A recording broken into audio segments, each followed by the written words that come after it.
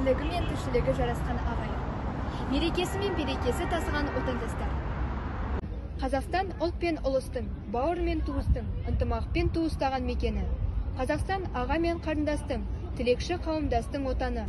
Ендеше күн көзіндей жылылық пен қасиетті ұлылықты паш еткен, адалдықтың есімін, бейбітшілік бесігін тербеткен мамырлаған мамыражай мерекесі құтты болсын. Қоғамдық келісім мен этносаралық үйлесімді сақтау қазақ елінің алдында тұрған басты міндет болып табылады. Еліміздің басты қорғаушы күші де осы. Қазір елімізде 100-ден аса ұлт пен ұлыс өкілдері тату-тәтті ғұмыр кешіп жатса, сол халықтар арасындағы бірлікті бекем ету үшін құрылған Қазақстан Халық Ассамблеясының бұл тұрғыда рөлі ерекше болып табылады. Біздің нөмірі 23 мектеп лицейіміз түрлі ұлт өкілдерінен құралған. Ұстаз бен шәкірт ынтымақ пен бірлік сүйген қауым болғандықтан, бірлік пен теңдікте, ынтымақтастық пен ауызбіршілікте өмір сүруде. Яғни қазақ халқы атам заманнан бейбітшілік пен тұрақтылыққа ұмтылған ұлт ретінде әлі күнге дейін мәмілегерлік саясат ұстануды құп санайды. Саламатсыздар ма?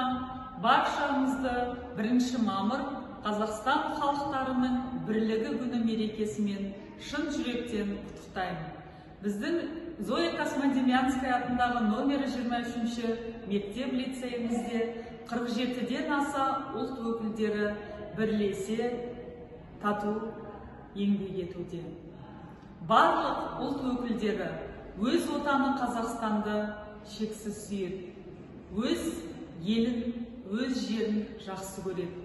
Отаны Қазақстан екенін шын жүректермен сезініп, ел даму үшін еңбек етуде. Еліміздің көркеюі үшін ең бірінші елдің татулығы, халықтар бірлігі екенін әрбір азамат сезіну керек. Қазақстанымыз әрдайым гүлдене берсін. Тілі бөлек болғанымен тілек бір, ұлы достық мәпелеген жүрек гүл. Қазақстан бар ұлысқа шаңырақ, шайқалмастан шаттығымыз тіреп тұр. Баршаларыңызға, әр отбасына, әр қазақстандыққа шынайы көңіл мен бақыт береке тілейміз. Еліміз аман, жұртымыз тыныш болсын.